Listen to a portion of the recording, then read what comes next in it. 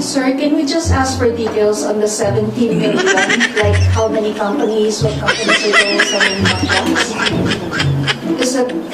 I already answered. No, sir. Panoorin kung paano halos maiyak, maihi, at halatang nagpipigil ng galit si Batangas representative at Philippines' most entitled Nepo baby na si Leandro Leviste sa kanyang sariling press conference kamakailan lang.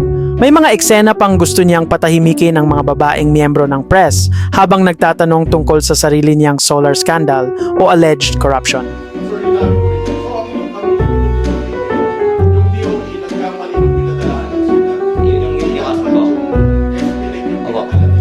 Yun ang iniiwasan kong sabihin dahil ginagalang ko sila. Pero sir, willing kayong bayaran yung 24 billion na yun, no? Met na penalty.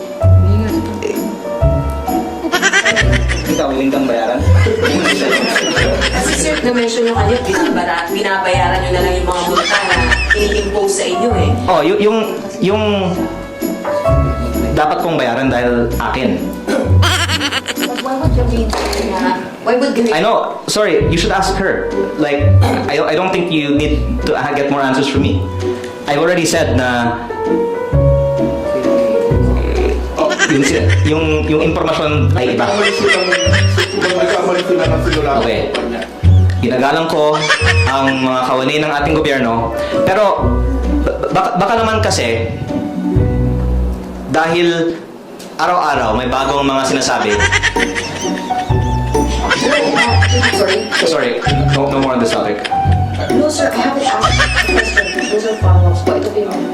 Sorry, anyone? Sir, the failure po to deliver the agreed-on power supply by December 2025, ito po sabi ni Garin, will mean thinner energy reserves which could increase prices.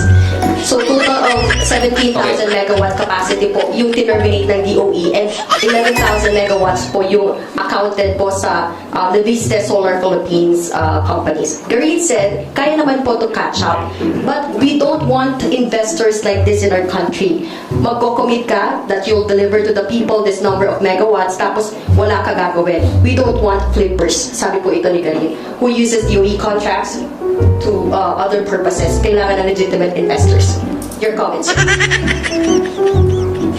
actually mentioned in my interview on ANC a while ago that I have very big former joint venture partners in the project which was groundbroken by PBBM.